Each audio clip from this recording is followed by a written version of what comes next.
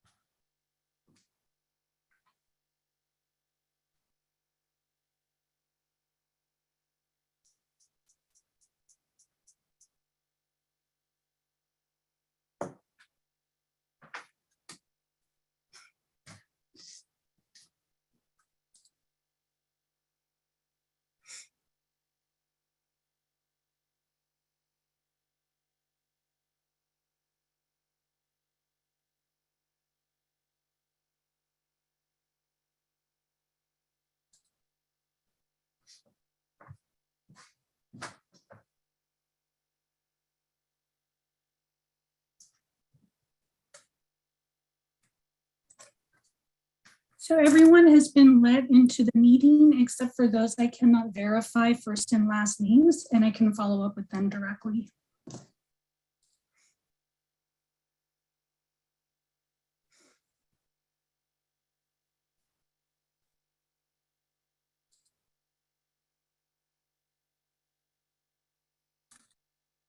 And Commissioner, I think you are ready to start the meeting if you are ready as well. Great, thank you. I would like to call the first meeting of the U.S. Election Assistance Local Leadership Council to order. Hello, everyone. I'm Thomas Hicks, Vice Chair of the EAC. It is great to see so many representatives from across the country, and hopefully we'll all be able to meet in person soon.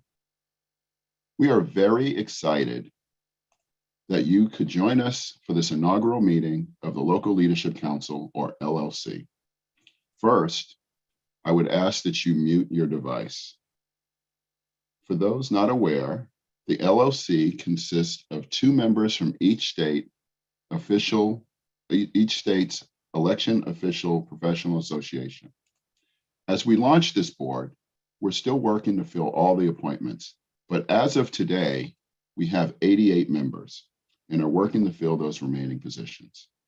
This board supplements the work of the EAC Standards Board, Board of Advisors, and Technical Guidelines and Development Committee. As members of the LLC, you will have a number of responsibilities.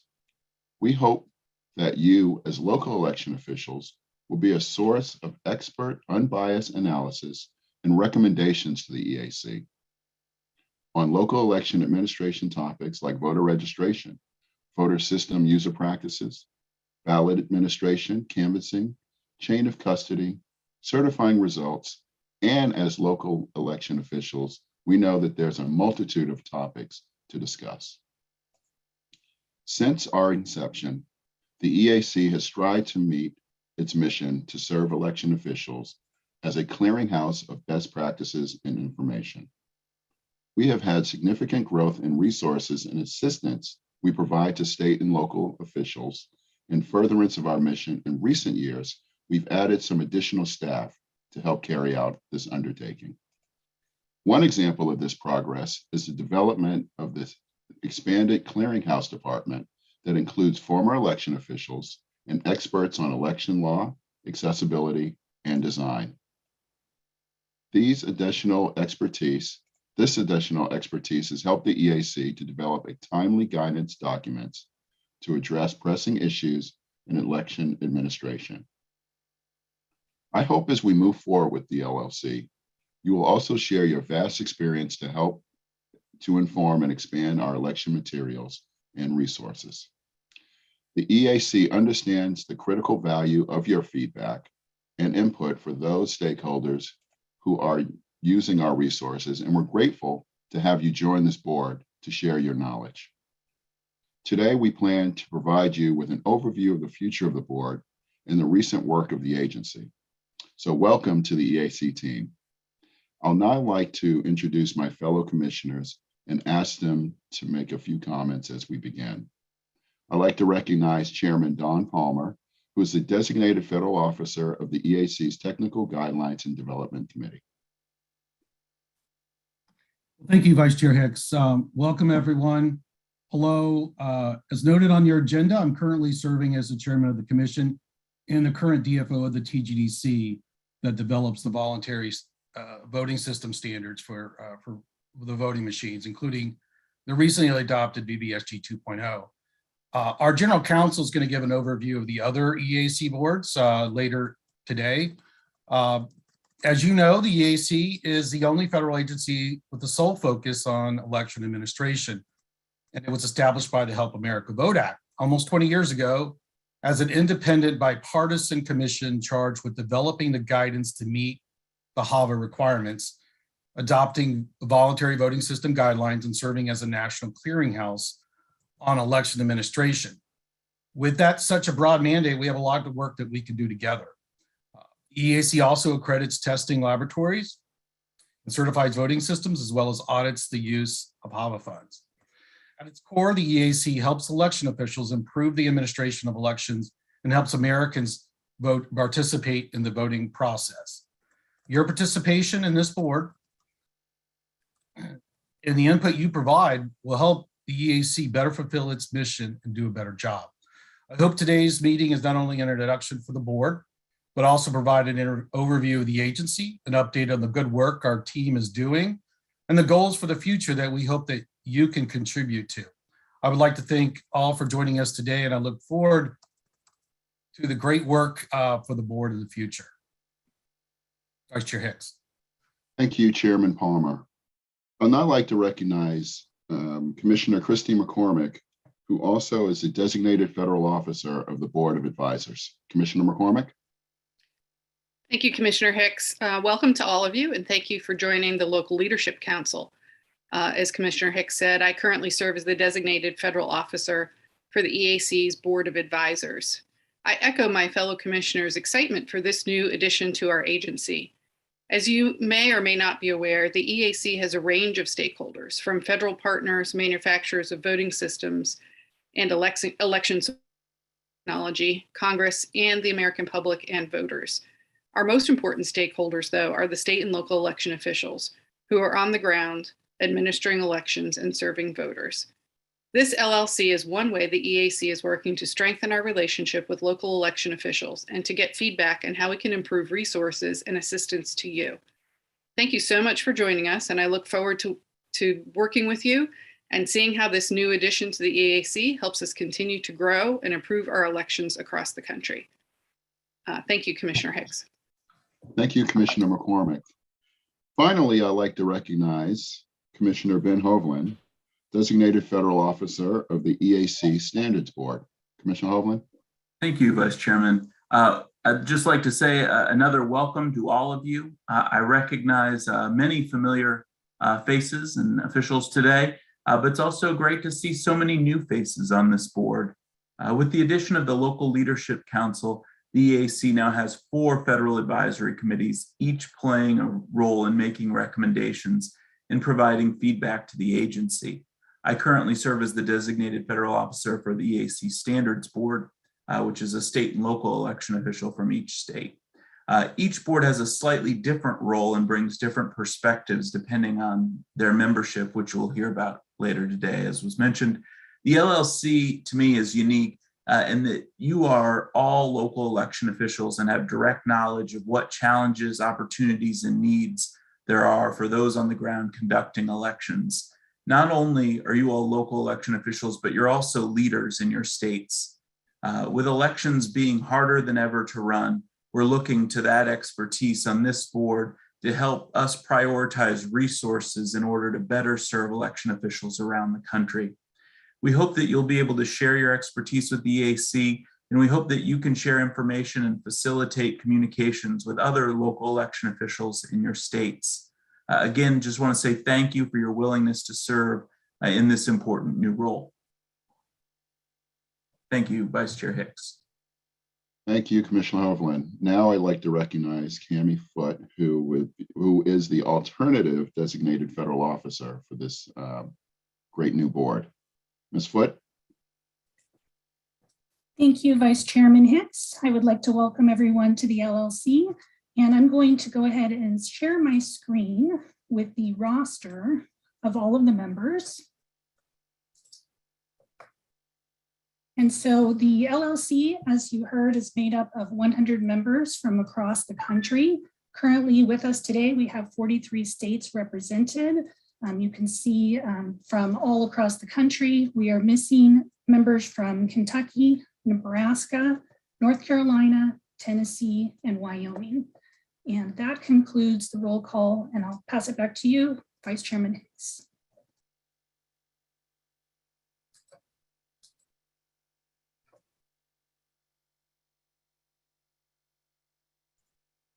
Now I would like to do the oath of office. So again, I would like folks to mute their phones and raise your right hand.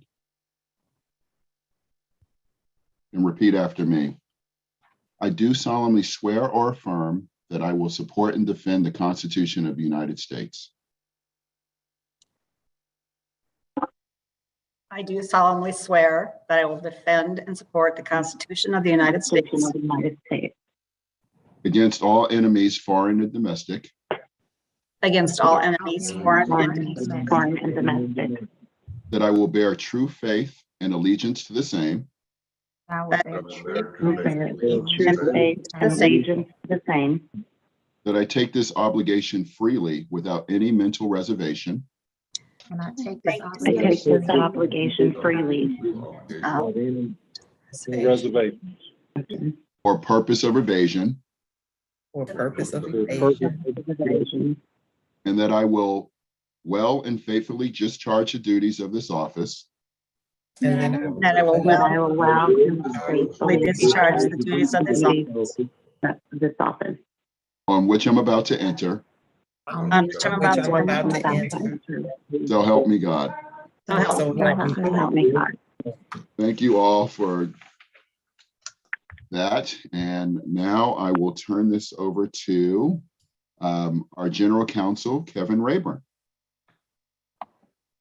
Fantastic. Good morning and good afternoon, everyone, depending on where you are. My name is Kevin Rayburn. I'm General Counsel here at the Election Assistance Commission, and I'm going to give a presentation regarding the kind of legal structure and organization behind the Federal Advisory Committee and the Federal Advisory Committee Act.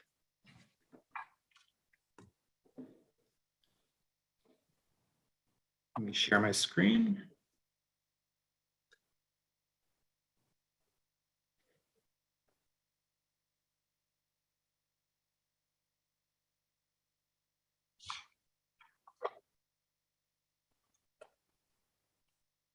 So the Federal Advisory Committee, like this, the Local Leadership Council, it's governed by the Federal Advisory Committee Act. This was a law passed in 1972. And at the time, it was Congress's attempt to take all these different bodies and groups that had been formed and were advising various federal agencies and parts of government and provide structure, transparency, elements of how they can be created, how they can be eliminated, and their duration. For our purposes today, the Election Assistance Commission has 3 permanent federal advisory boards and now 1 new discretionary Federal Advisory Committee board. As was mentioned previously, the Help America Vote Act of 2002, which established our agency, also established the 3 permanent boards, the Standards Board, the Board of Advisors, and the Technical Guidelines Development Committee, often called TGDC. And then this year, with the agency's authority under law, we have created the Local Leadership Council.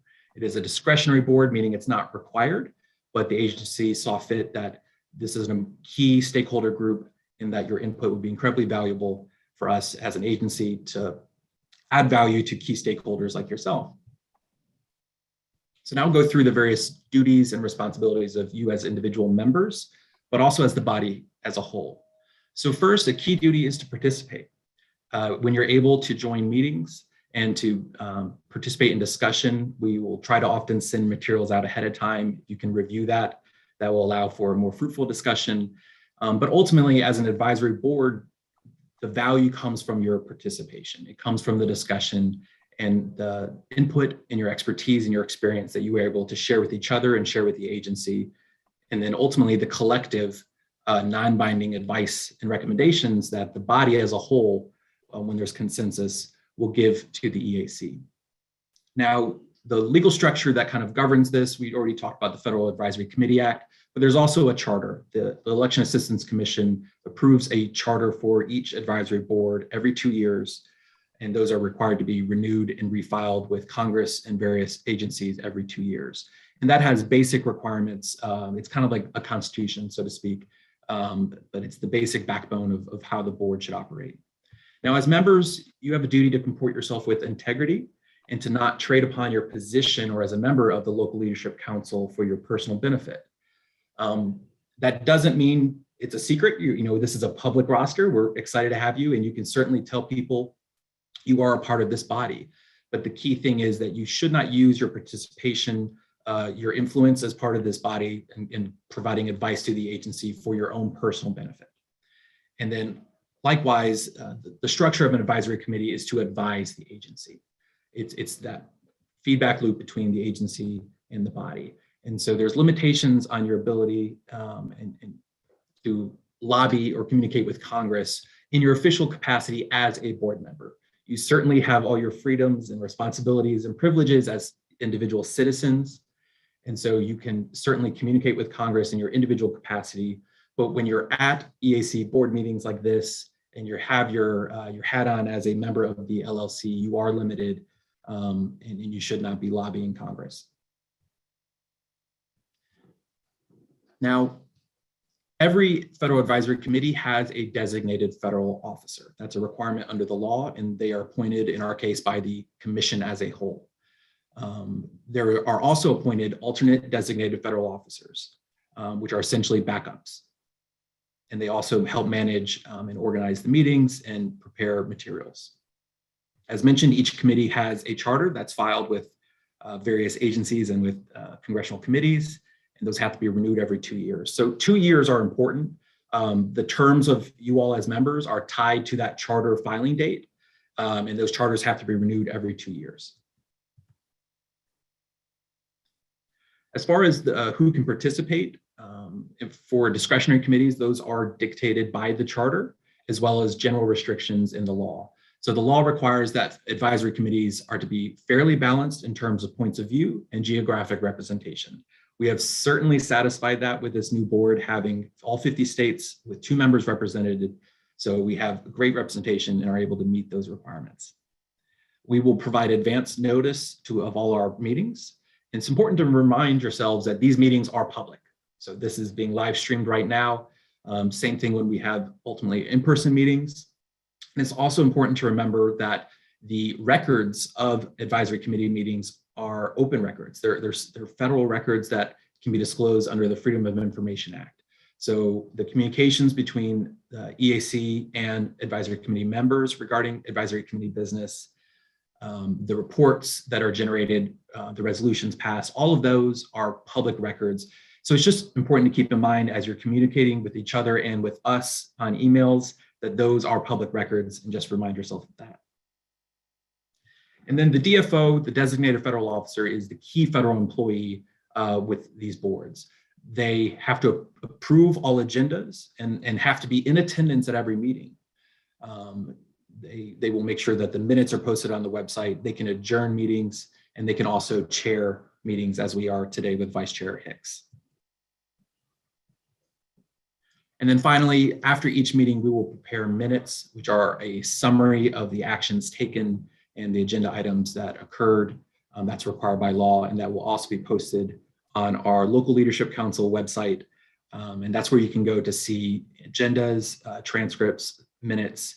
And when we have recordings like this, you'll also find recordings of these meetings. And then finally, here's the list of those key officers, federal officers, both the designated federal officer, Vice Chair Hicks, alternate designated federal officer, Ms. Cami Foote, and then myself, I'm the committee management officer, as well as general counsel. As committee management officer, my role is to kind of oversee all of the various advisory committees to make sure they're in legal compliance, to make sure data is filed with appropriate agencies at each year, and just a general compliance matter. So you're always welcome to reach out to any of us with questions or assistance. And finally, here are some citations of the things I discussed today. This presentation was sent out ahead of time, so at your leisure, if you ever wanted to look up anything, here are some ways to find those laws and regulations. So with that, I will thank you and turn it back over.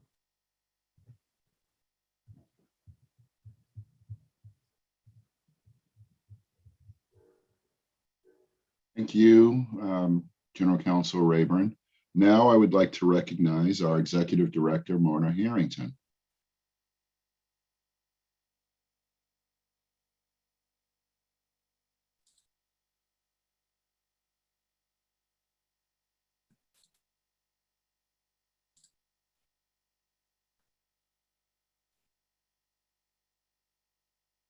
Just one moment as we share the screen.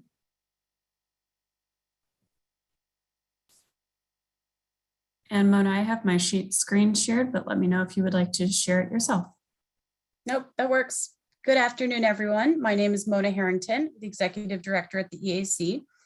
And as the Commissioner stated, I'm also thrilled to see this newly established FACA kickoff. And I'll be providing an EAC update today.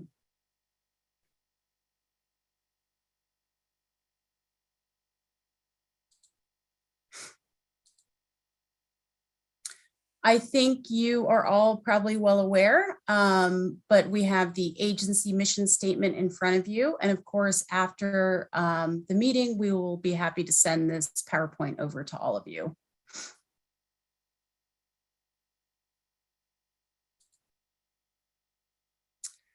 In case you didn't know, I wanted to make you aware that we have a monthly newsletter that includes upcoming events, new resources, and any other relevant information to assist you. This is a really good way to keep up with what's happening at the EAC. And if you don't already receive the newsletter, you can go to that link that you can see on eac.gov and sign up. And I believe in your materials prior to this meeting, you would have gotten that information. So if for any reason you don't have it, feel free to reach out. Now I'll go over a few EAC highlights, some of our work. So here we are having our first local leadership council, a lot of work led up to today. So the most critical part of this local leadership council for the EAC is to create a feedback loop with locals and allows the EAC to better serve its stakeholders with election officials. We want to make sure that the EAC is developing and releasing products local election officials need. And the best way to do that, obviously, is to hear directly from the source, which is mainly the reason why we established this new board.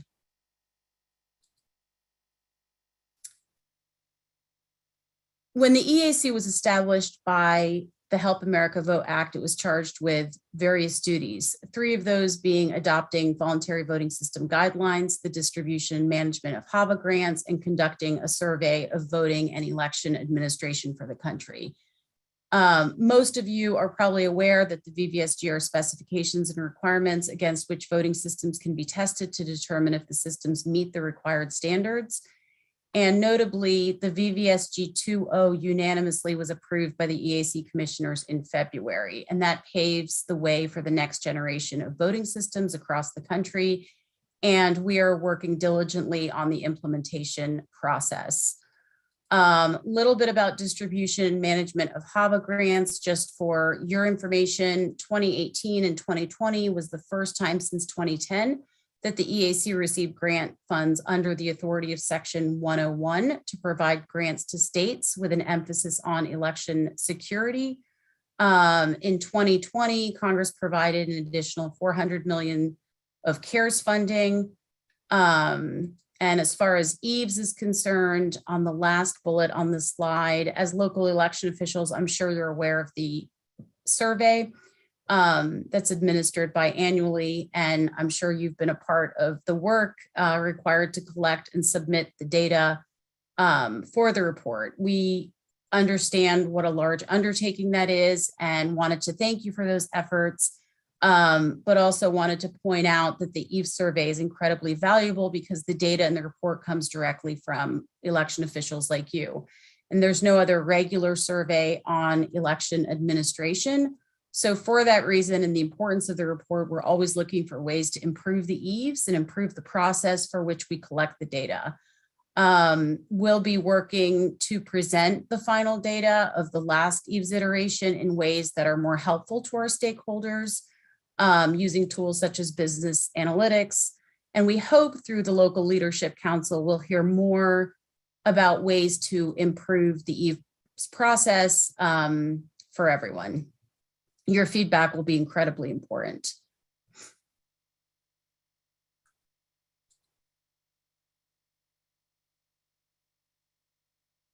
Next slide. I want to talk a little bit about our Clearinghouse Division. Chairman Palmer mentioned it in his opening remarks. As part of our effort to provide election officials with valuable work product, we established a Clearinghouse department at the EAC. We hired 8 subject matter experts. One of the 8 focuses solely on accessibility, which is really nice to have that dedicated resource. And as you can see on our website and newsletter, we've produced a lot of valuable material in a short period of time. And if you want any more information about our Clearinghouse Division, we're happy to provide that. You can see on the slide, I have some additional bullets on that. And again, I will get you a copy of this presentation. So just to go over some of the new resources that have been developed, I won't read this list to you, but these are based on needs of which we've heard through election officials. The list will continue to grow, and we hope to hear more from you on how to improve these materials and what resources would be best to help serve voters in the future.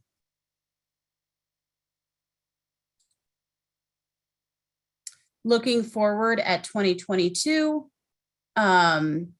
we launched our first National Poll Worker Recruitment Day campaign on September 1st, 2020 to assist in a national effort to recruit poll workers during the pandemic. It addressed the critical shortage of poll workers identified by election officials during the primaries, and election officials from at least 37 states, corporations, celebrities, elected officials, nonprofits, and more from across the country joined the effort. We felt it was a real success, and we are launching that again.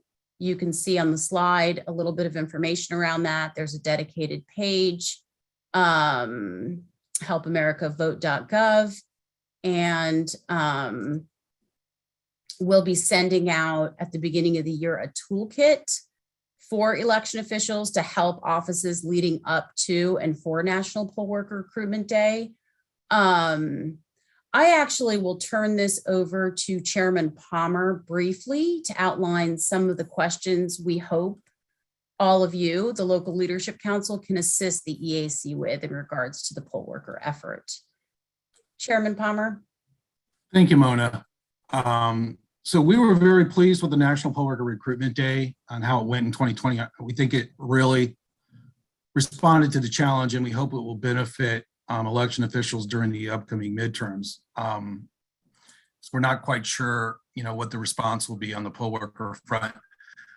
So we want this effort to be as effective as possible and would obviously appreciate your input. So there's 3 specific things that I'm going to ask of you. First 2 are really easy. The first one is the EAC has a tool on helpamericavote.gov, and it has a specific information for how to sign up to be a poll worker for local jurisdictions. So we would appreciate that you and the other election officials in your state make sure that information included in the tool is up to date. And if there are any updates that you see please email helpamericavote@eac.gov, and we'll make sure that those are made. And so once we get that up to date, we're confident that when individuals go to that website, they'll have the accurate information. The second thing is the toolkit was really successful in 2020. We'd like to understand what materials or guidance that you think would be helpful for the toolkit that was mentioned that would encourage election officials to participate. So we're already hoping to create some customized branding on that, and please share your ideas on the toolkit as well as how else we can help make recruitment efforts as a federal partner by emailing helpamericavote@eac.gov. I'm sure you have a lot of ideas based on the local efforts made and what you saw in 2020. Finally, and this is really the one, because I hope to get some great stories. Finally, in preparation for an event that we want to do, we want to collect the stories and information on poll workers in your communities who go above and beyond, who have unique stories, and who would be good examples to highlight for other election offices.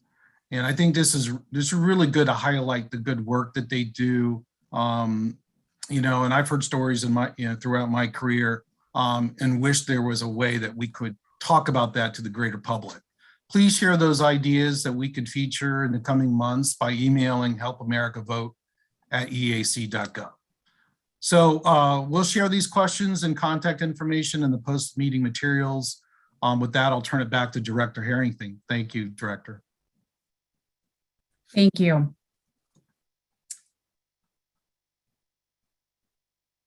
All right. E-Pollbook Pilot Program. It's a very exciting initiative happening now at the EAC. We are working on a pilot testing and certification program for e-pollbooks that closely contours the existing voting system testing and certification program. The program, or the pilot program, I should say, leverages a well-understood process that allows us to utilize existing expertise and organizational structure to determine the effectiveness of this type of program. And as you can see on the slide, the pilot will develop a number of key elements. I won't read that off to you, but we are essentially currently in the phase of drafting the requirements. So we'll keep you up to date on our developments in the process.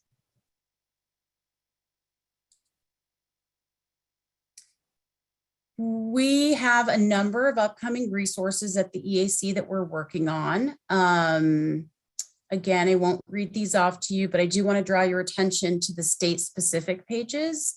The goal for these specific web pages is to serve as a resource and one-stop shop for election officials. That's also a really exciting effort that we're putting together that we think will be very useful. There are resources that are kind of all over the place, so that's an effort to combine, consolidate, and have a one-stop shop. Currently at eac.gov/vote, we link to state election office websites to direct voters to trusted sources for this information. Little bit about the 2022 Clearies. The 2020 Cleary Awards received 137 submissions, and we're looking to further evolve and grow the program. The EAC understands that many election offices have limited budgets and officials may be juggling other roles and responsibilities outside the elections. So the Clearies is really an opportunity to highlight small as well as large jurisdictions in addition to state election offices. So these best practices can even be more helpful to the greater good. We hope as election leaders in your state, you can help us share information about Clearies and encourage even more participation. We are excited to announce for the upcoming Clearies for 2022, 2 new categories that we will announce soon for the competition. And the submission period is shifting to early 2022, and winners will be announced in spring of 2022.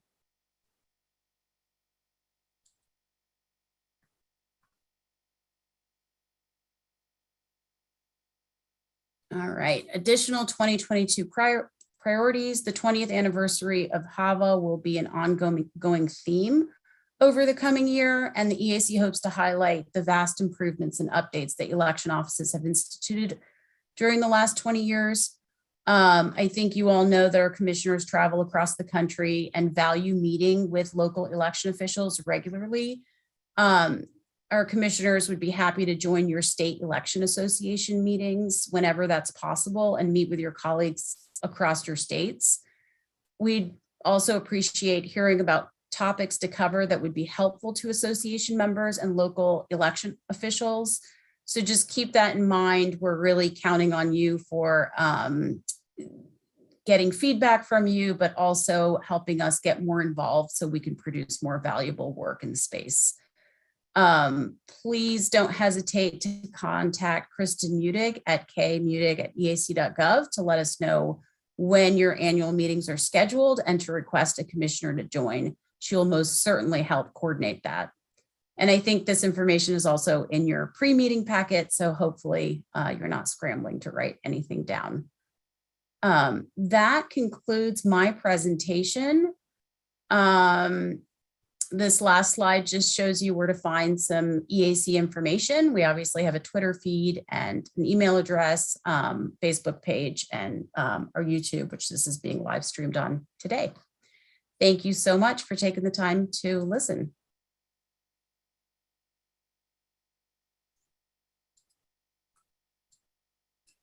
Thank you, Executive Director Harrington. I believe that we are really ahead of schedule. So I wanted to, and I know this is impossible to believe, that government officials are actually running ahead of schedule, but this is how well this committee, this council is going to go. But I want to open it up for about 5 minutes for questions, if there's any questions. I know this is kind of dangerous for me to do, but if there's a few questions that we can answer right now, I think we can take about 3 or 4. So if you want to raise your hand in the chat box, and I will call on you. If I can see you from all these folks that are out here.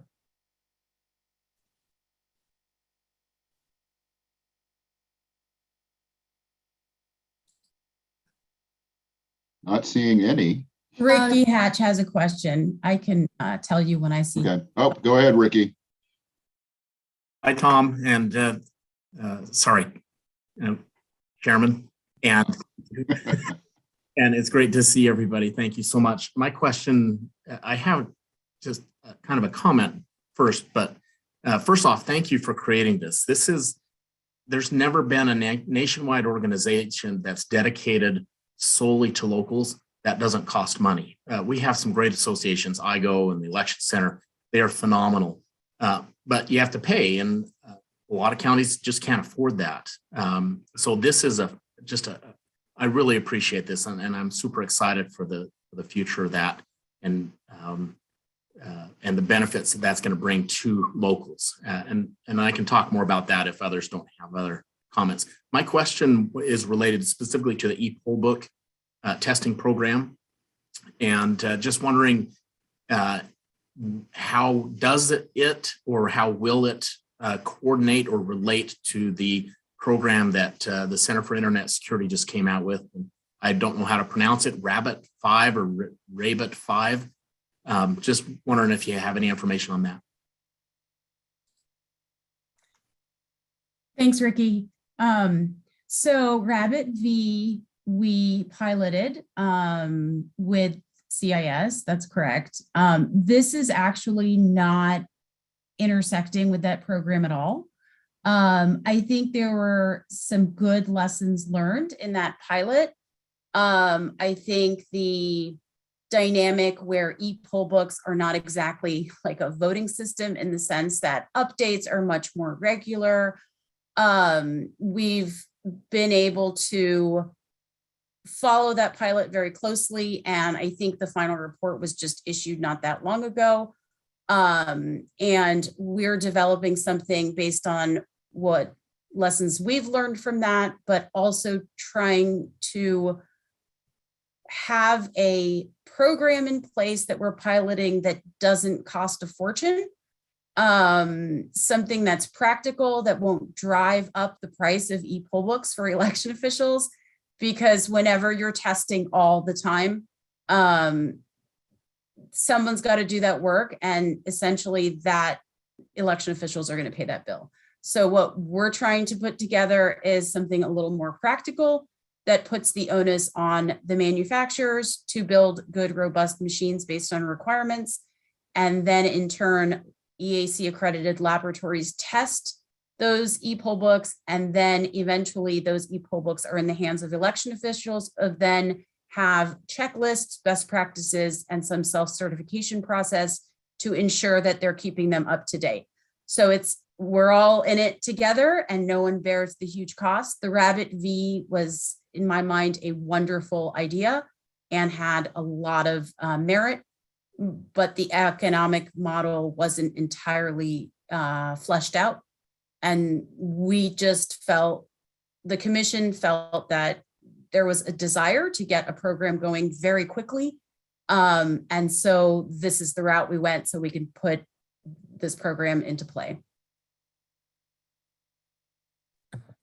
So thank you. Piece I'd add to that, just, and correct me if I'm wrong here, Mona, because she understands a lot of this better than I do. But I think one other thing, Ricky, to your point, and I do think that if that piece that Mona mentioned gets figured out, I think they can be complementary. What I think that we've been looking at in this program is creating a baseline. It's been reviewing what a number of states already have requirements across the country, a number don't.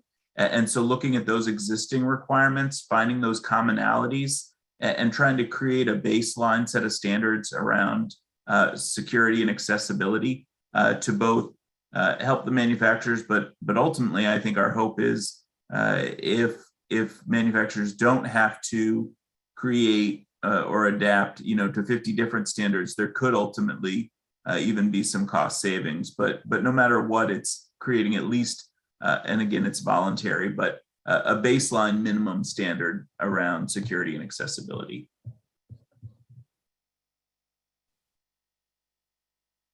Thank you. Carly, you have a question? Yes, thank you very much. One of the things that we were emailed was the regional maps, and I don't believe that was actually covered. And so I just wanted to ask, what were the thoughts behind the regional maps? And then also with that, is each region going to be its own subcommittee, or what were you guys thinking with those regional maps? Thank you.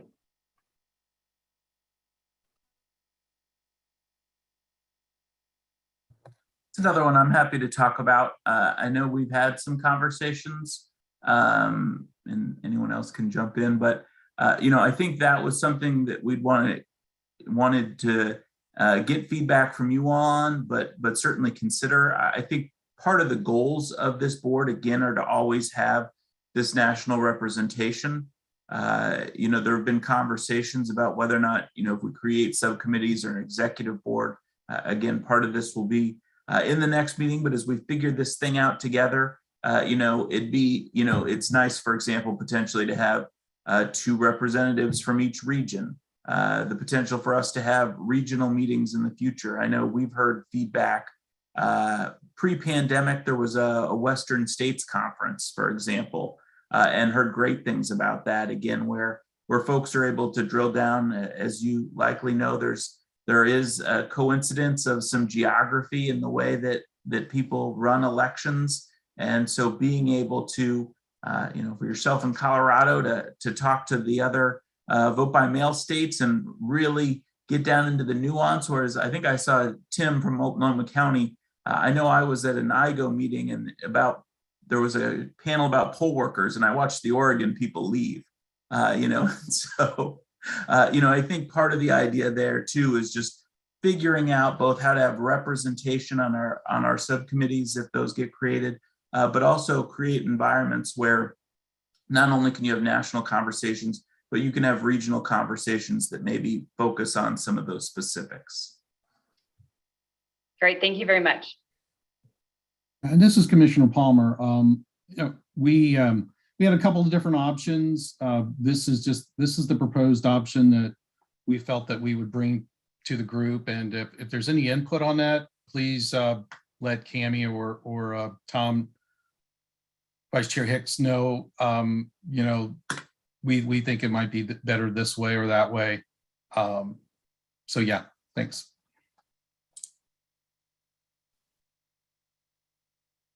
I would echo that, in that it's always interesting to hear from regions as opposed to trying to do all states. And so some things might be more apt for those particular regions. And you might have more of a relationship with some of those folks and things that you might want to bring nationwide. So it might be a lot more unwieldy as well to have regional meetings or that representation. Any other questions before I go into closing remarks? Ricky Hatch again. Sorry. And I wanted to give others a chance before I start flapping my lips again. And I already mentioned that I'm pretty excited about this entity, and I see huge value. I suspect that probably about 80% of the people who sit on this FACA their county belongs to the National Association of Counties, and that is the entity that kind of through which they were nominated, is through their state association, which belongs to that. And I've spoken with the CEO of NACO, and he's expressed very heavy interest on helping however NACO can through their distribution network and data gathering solutions. NACO has a great tool called the County Explorer, which allows you to compare counties based off of size or other things like that. And it has some voting demographics in there as well, which would be great. But one of the things that NACO does really well is gather data. And I can see huge benefit to the EAC and to us individually as members of this FACA to have a systemized and assisted data gathering effort, especially as it relates to funding, because in some states that HAVA funding comes down and it hits the state and then it stops, it gets stuck, and it doesn't flow through to the locals. And in other states, it's flows through really nicely. And there's no real good centralized repository of how each state, how elections are funded. And I think this would be a great thing that we could probably lead through this FACA in gathering that information and providing some real feedback, which could then be used to go to Congress, not in our official roles here, of course, but to go to Congress and say, look, here's information on how elections are funded.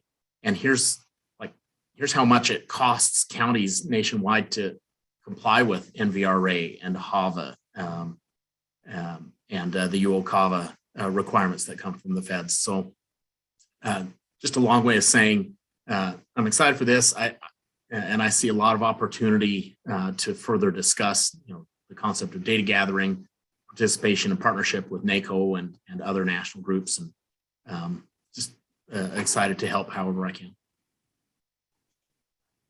No, I appreciate that, Ricky, and I'm glad to see you here and all the input that you've given, and I'm looking forward to all that you will give.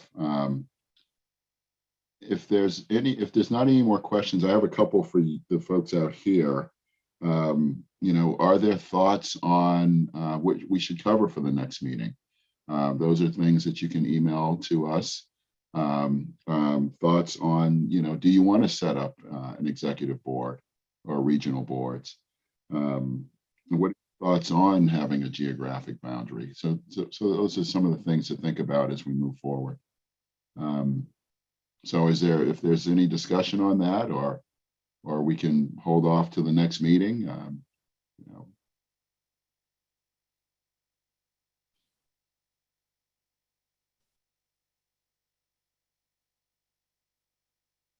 So I know that everyone's busy, so I will go into my final comments unless there's one or two additional comments from my fellow commissioners before we close out the meeting. I just want to say thanks again for joining us. We've got a lot of plans for this board. I'm looking forward to seeing how we can work together to help assist any way we can. As a lot of us say, assistance is our middle name at the Election Assistance Commission. So that's what we're here to do. And your input is incredibly invaluable to us to be able to do our jobs and to assist any way we can. And we're open. It's an open door policy at our commission. So anytime you want to email us or anybody on our staff, please feel free to do that. And we'll get back to you as soon as we can with whatever answers we can get for you on any of your questions. Just one quick follow-up to Ricky. Data collection is a huge effort, of course, at the EAC. And we do have some stumbling blocks to that. I'm sure our general counsel could get into this further, but we do have something called the Paperwork Reduction Act. So that will help us get around some of the hurdles that we have on the federal level to collecting some data. And you're going to be very, very important to us in that aspect. So again, thanks for joining us, and I hope all of you are having or will have happy holidays, however you celebrate. And we're looking forward to seeing you in the new year. Thanks, Vice Chair Hicks. Thank you. All right, with that, I will close. So I know that during today's meeting, you heard a lot of information about your role in the EAC. We appreciate your attention. And as we move forward, we hope to hear from members, ask questions, and benefit from your expertise on the grounds of serving voters. We also hope that you take this information to your local colleagues in your states or regions. Communicating and getting feedback from local election officials is critical to the EAC. Engaging your colleagues and understanding the broader needs in your state is another deliverable we hope to gain from the LLC. Following this meeting, the EAC staff will send materials and some key questions we hope you can provide feedback on. There will be another opportunity to dive deeper into topics we discuss here today in the upcoming January 11th meeting. And do not fear, we're not looking to have these every month, but we will look for your feedback on the frequency of having these meetings. So more information on that virtual meeting will be sent out, but please save the date of January 11th. I look forward to working with you and all the members who are not able to join us today and getting those other 12 folks to be a part of this. So thank you for your participation, your contributions to the EAC, and your service to the nation. Thank you again. Have very happy holidays, however you may celebrate them. And this meeting is now adjourned. Thank you. Thank you. Thank you. Thank you.